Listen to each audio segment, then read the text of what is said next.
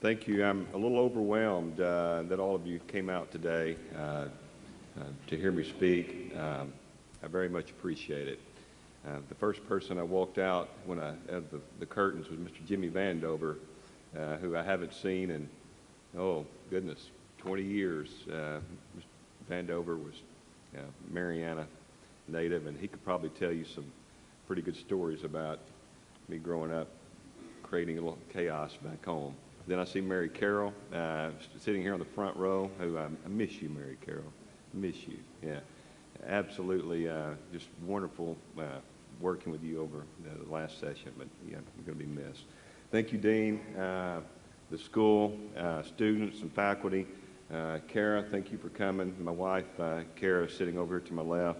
I'm very honored to be standing here to speak to all of you today, to talk about the upcoming session, some of the things that are important to me, important to my colleagues, and important to you that are sitting here in the room. Just real briefly, I do want to comment about Dean Rutherford. He's a great friend, as I know he is to many of you sitting in the room. You know, there have been about 4, 5, 6 people in my young life that I've recognized that had that capacity to view the world in a perspective and in a way that differs from a lot of other people, including myself. And Skip is one of those people. And it's been a pleasure of mine that he's opened his phone and door when I have come calling in the past to seek guidance and wisdom, and he has been very gracious to give that. And I really appreciate that. I want to start off by saying that I love Arkansas. I love it. I would not be in any other place in the entire country. We all should be so very proud to be Arkansans. Similarly, I want to tell you that I'm proud to be a Delta boy. I'm proud to be from Mariana, Lee County. I'm proud of my family. I'm proud of the roots I have. I'm proud that my parents instilled a sense of hard work and honesty. They're God-fearing. I was thinking about what I was going to say today and reflecting. The occasions like this give one's cause to kind of reflect on things. And I'm very thankful that they just spent time with me. You know, life's not that hard, is it, when we get down to some of the basics, you know, with your families, and, you know, they spent time with me. They were there at night. They were there involved in my life, and we were talking about some educational issues earlier today. And, you know, that everything I've been able to accomplish through my young life, I owe it to them. They were there for me. I owe it to my family. I owe it to Karen. And you know, when that transition takes place, when you meet your loved one. And so I do want to reach out and say special thanks to my parents. Anybody that spent any time traveling across the state understands that it's diverse.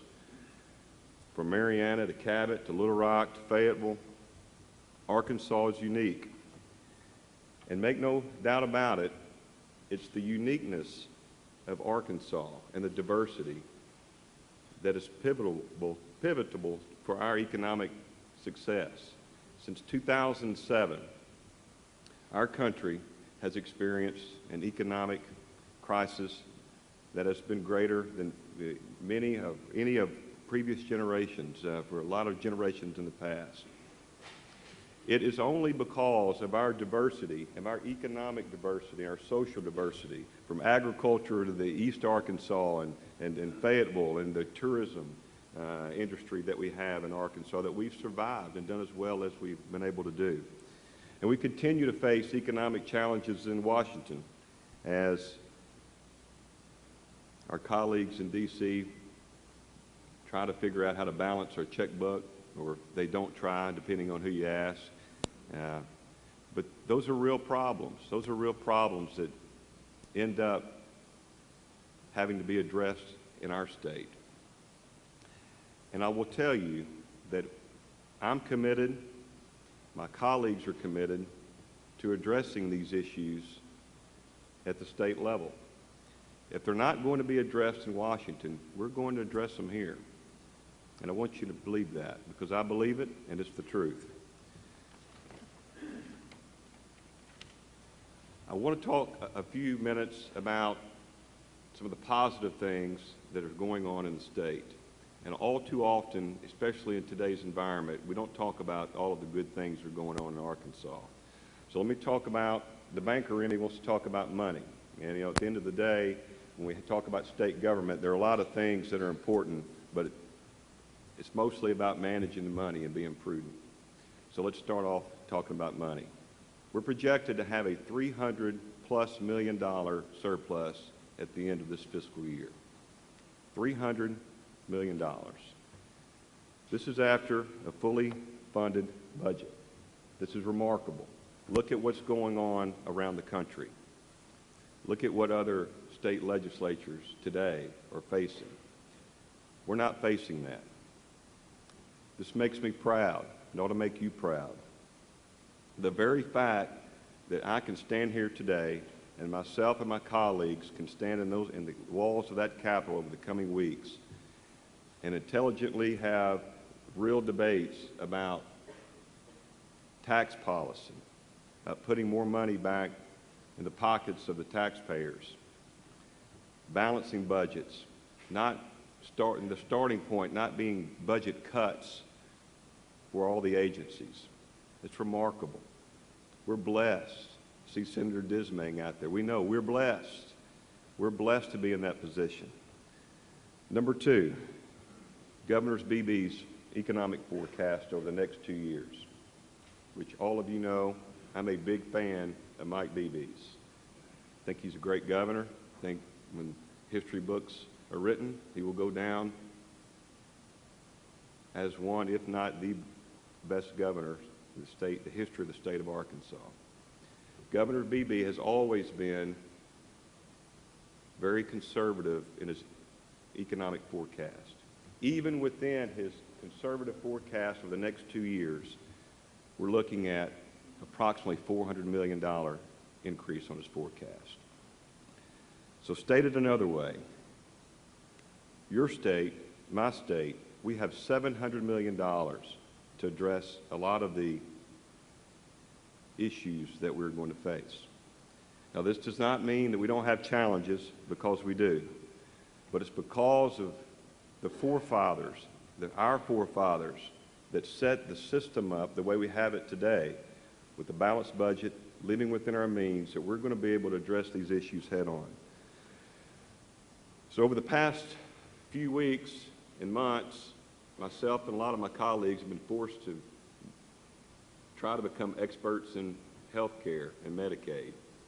And every conversation that we have, ultimately, in the last few weeks has ended up with a discussion about Medicaid. And so here's no different. We're going to talk about Medicaid. So I'm not going to bore you. Hope I don't bore you to death, but we're going to talk about Medicaid. And I want to talk about Medicaid from a broad standpoint. Currently, there are approximately 800,000 Arkansans on Medicaid under the current system. The way I like to explain this when I'm home in Cabot or in Mariana or speaking to civic groups, I define that first 800,000 people as being on Track A. Track A is operating under its own set of rules. Track A is currently funded at a certain portion from the federal government, and currently Track A is running deep in the red. Track A is unsustainable. And we talk about Track 2. The federal government has laid an offer on the table for states to expand their Medicaid system.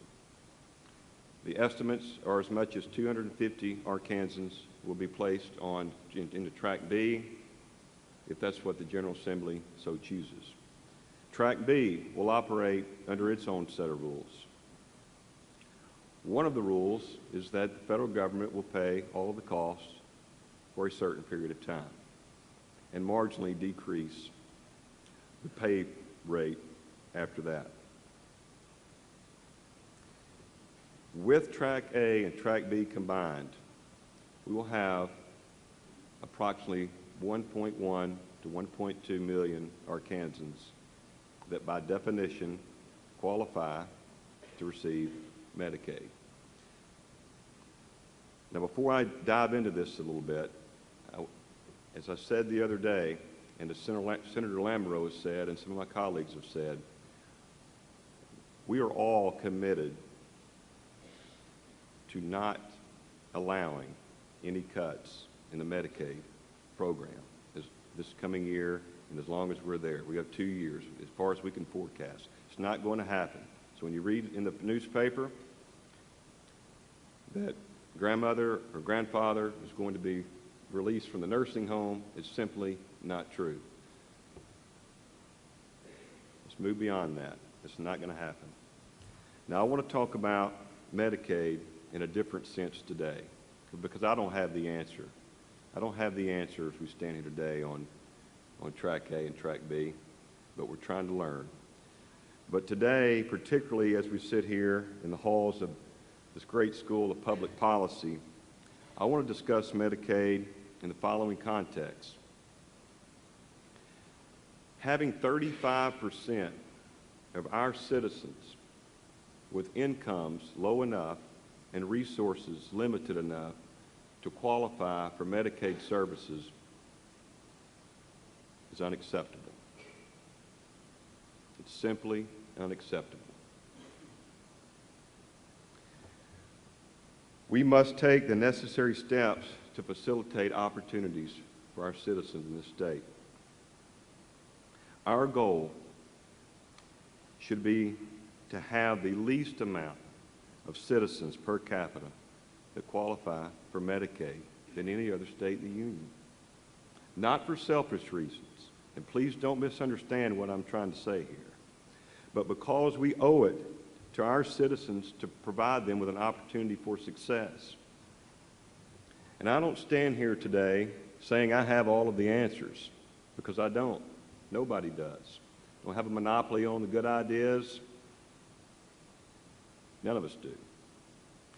But within that discussion, we have to include a thought about continuing our investment in education and creating a tax policy in the state that promotes economic growth and opportunity. And as we consider this balance, and that's what we're talking about in this context and every context when we debate the issues in the state capitol, is talking about balance. But when we talk about this pivotal position that we're in this country, I want to submit that there are two rules for your consideration.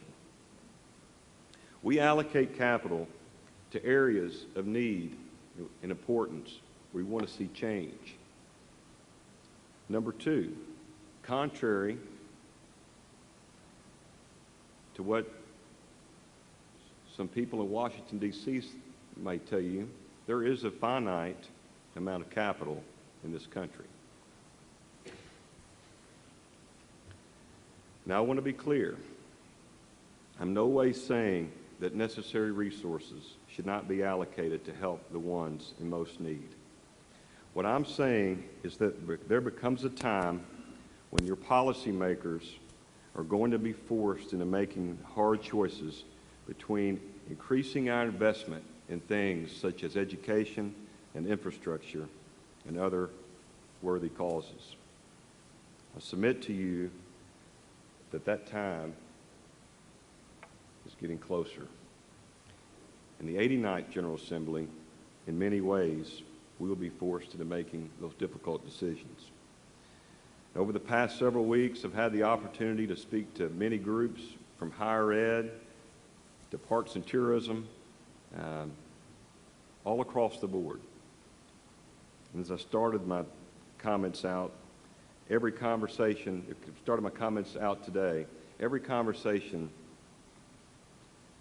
has ended with the discussion about Medicaid. And it usually ends with me saying that we're all going to have to become experts in Medicaid. Because what we do in regards to Medicaid and our health care policy, like it or not, is going to affect everything that we do going forward. So you naturally may ask, well, what's being done to address this issue?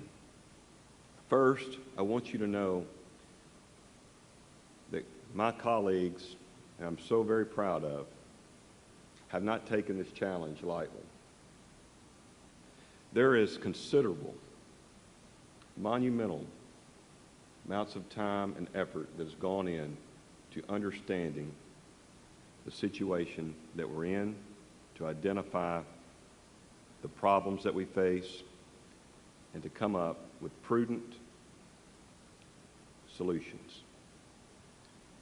And over the coming weeks, you will all see the fruits of this effort from my colleagues. And a lot of them are in the room today. Some of them are not here. But I will tell you, my hat is off to all of you.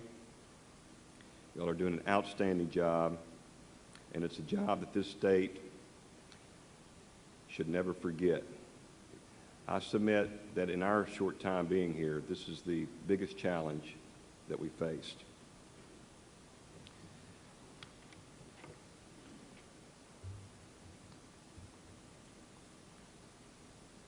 Number two,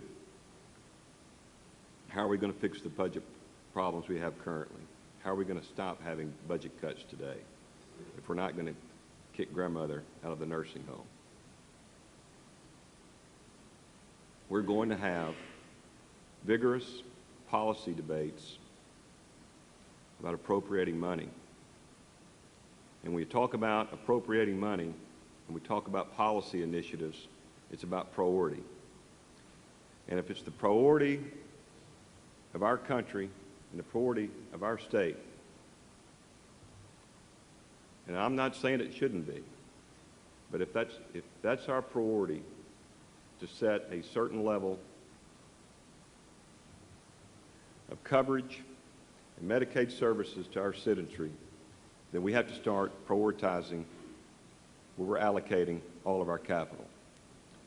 So I'll tell you, standing here today, the starting point for Davy Carter is to plug in the number that's necessary to meet those needs and to take a close look at all of the other line items, and the starting point is to take them back to zero. And we will go forward, and we will debate it, and we will have these policy decisions on how we're going to allocate our capital. And finally, as preparing the remarks for today, gave me calls to kind of surf around the Clinton School's website, doing research on all the great things that you're doing here, Skip. And one thing did stick out to me. Part of the Clinton School's vision, mission statement is to listen to and learn from diverse groups, to compromise and build alliances, and take strategic and decisive action to advance the common good.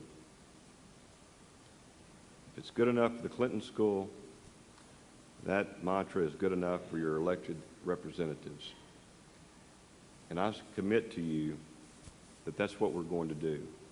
I don't have the answers. My colleagues don't have the answers. But I'm not closed-minded, and I don't think they are.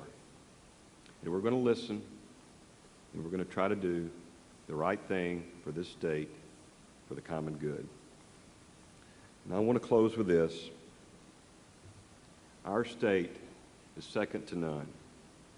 Our forefathers have put us on a path of economic security, and I like to say, when I'm on the stump, Arkansas is open for business.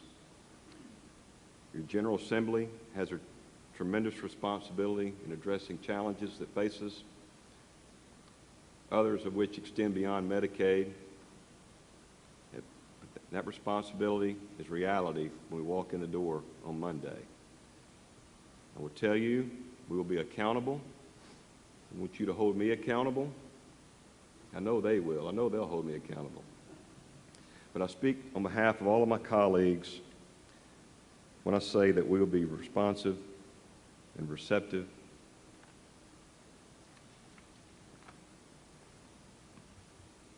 and we're going to work together. We're going to work together, and we're going to make you proud to see a diverse body come to the state capitol, reaching across party lines and working together for the common good. We're going to make you proud. We have an opportunity to set an example for the entire country, to show the world how men and women in Arkansas take care of their business, and that's what we're going to do. I appreciate the opportunity to speak to you. I think we're going to have a few questions, and I'll be glad to take them all. Thank you.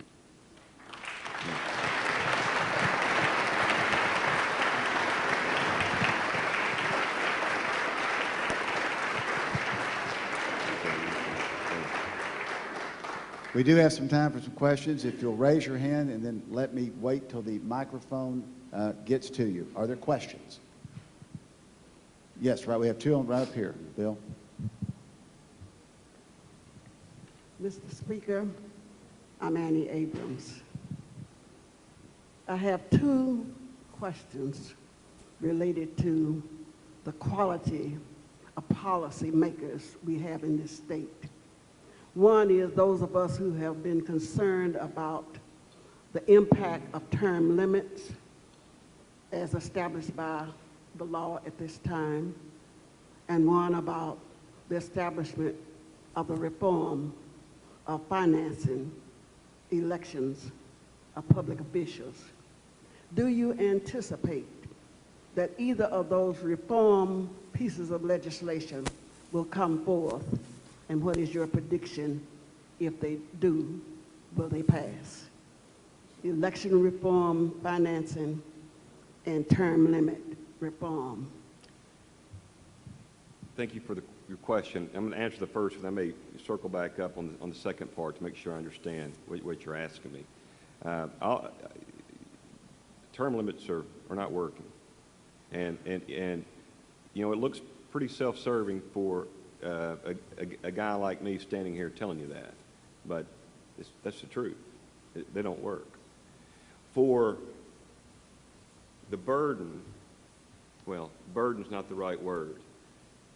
To send anyone to the state capitol and be elected in November of whatever applicable year, and for them to be experts in all things, budgets and higher ed and K-12 and DHS and all of these things, it is absolutely impossible.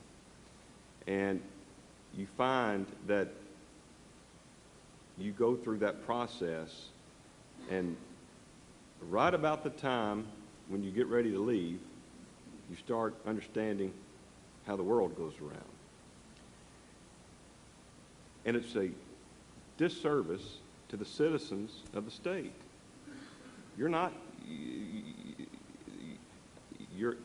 Our constituents are disserviced by the current setup. Now, we've been blessed to have people like the governor, who's been around a long time and understand, and others.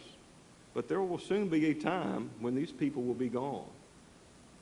And if it doesn't give you cause for concern, it should give you cause for concern. Now, I think we should have some form of term limits. I don't know what they should be. They should be longer than what they are today. Maybe it's 12 years, maybe it's 14 years, maybe there's some combination where you can spend in the House and the Senate. I don't know the answer, but I know today's setup does not work. And I think I understood your second question. Are you speaking more to the ethics bill, or give me a little more specific on that where I can answer you? If we have term limit as it presently stands, it's getting to the point that there has been an accusation that you can buy an election and you will become a policymaker. the restraints on how much you can spend to become a public policy maker is my concern, and we have had citizens to say they are concerned about people can't buy elections. I need to think through that some. I relate back to my personal experience, and I didn't really see that being an issue. And I would have to think through how that would change, without the term limit, or if the term limits were extended. I mean, that may be its own issue independently. I don't have a good answer for you on that, but I'm more than happy to talk to you, after that and get some more details from you. Questions? Any questions in the back? Thank you, Speaker, and I really appreciate all of our public servants because you don't get paid well. You don't do it to make money to be in the legislature, and you give up a lot of family time and your private business time. I have questions that kind of flow on each other, and I hope they all make sense, but you want to increase the economic status of the individuals in Arkansas. How could that be accomplished? But in the interim, I have a sense, are you saying that you would, and that probably it would pass, that we will extend Medicaid to our population that needs it? I have one employee. When he's ill, I have to tell him, go to the drugstore, see if a pharmacist can say something. If not, he ends up in the emergency room. Bad waste of money. And I pay more than them. I pay $15 an hour. So how do you see the extension of Medicaid? Thirdly, how do you pay for this? At this time, there's an expression that it's going to be through partially a 3% cut in agency distributions. I'm on the board of a mental health organization as a volunteer. We are very cost efficient, very cost concerned. 3% will really be difficult for us. And so therein lies my questions. Is there a way to fund it? And ideally, let's get people where they don't need it. But how can that be accomplished without an increased minimum wage? I don't know what. Great question. Make sure I take them in order. The first question was, how do we increase the average earning wage and the quality of life for the citizens? I don't have a magic answer, but I know that typically starts with education and having a strong workforce in our state that attracts employers. And it also has to include having a competitive tax environment where companies want to come and invest in Arkansas. And it's a combination of those things and others that we also have to be focused on when we talk about allocating our capital. Medicaid expansion.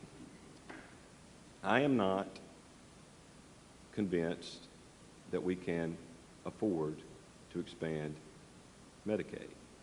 I'm still listening. I'm still gathering information. And I, like my colleagues, are trying to make the best decision for the people of the state. But the fact is that 10% of a dollar is still 10 cents. And when you add 10 cents on the top of a dollar that we already are in the red on, now you're $1.10 in the red. So I don't see how you do it. At least I don't see how you do it without making all efforts to reform the current track to get it where it's not in the red. I think we have to fix what we have today, and then we have to look before we look at adding on top of that. Now, your third question, I'm not real sure that I have an answer to that. If we're talking about that in context of, expansion and no expansion, I will say this, that I understand that these are real, bona fide problems. Your question and those examples are real problems. That's an issue. And in addition to that, our hospitals, our rural hospitals, they're not blowing smoke up our rear when they tell us that they're struggling financially. It's a problem.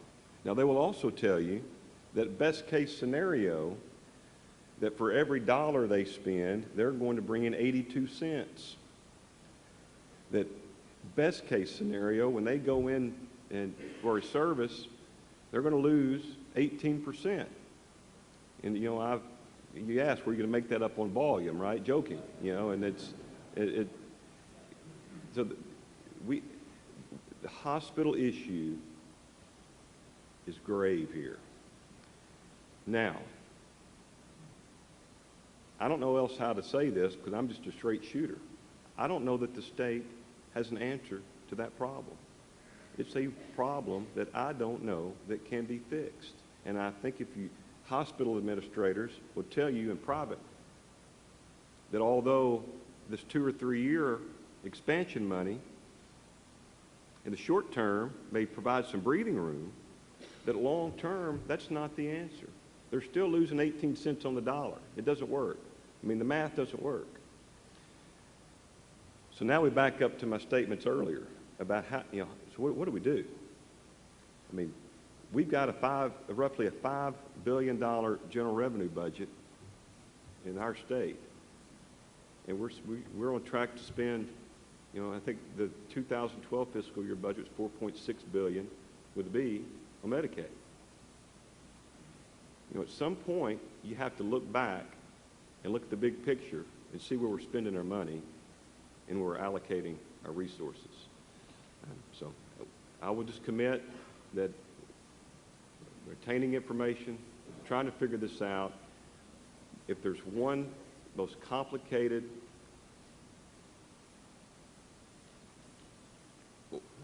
I don't use the word organization, but there's a complicated area of, in our state, it's the healthcare industry, Medicaid. You take years and years and years and years the way this has worked through the system, and then to come in and stop it and do something different, it's hard to do. And we're trying to figure out what we're dealing with. Now you got a tough question coming. Here's Dean DePippa in the back. Now, Mr. Speaker, I don't think this will be too tough. But I wanted to ask a question about Medicaid again. There's at least one study that suggests that expansion will be a net positive economic growth, which may be enough to make up for that 10% on the dollar that the feds will eventually charge. What do you have to say about that? I think everybody that's looked at that, and myself included, think that we're still debating we don't all agree on those set of numbers. And part of those numbers are where some of the programs in Track A now flow into Track B. And, that's the most credible part of that economic analysis. Then we start talking about uncompensated care and, it costs to the state hospitals. Well, our question is, well, so how are you calculating uncompensated care? Show us the formula on how that's been compensated or calculated.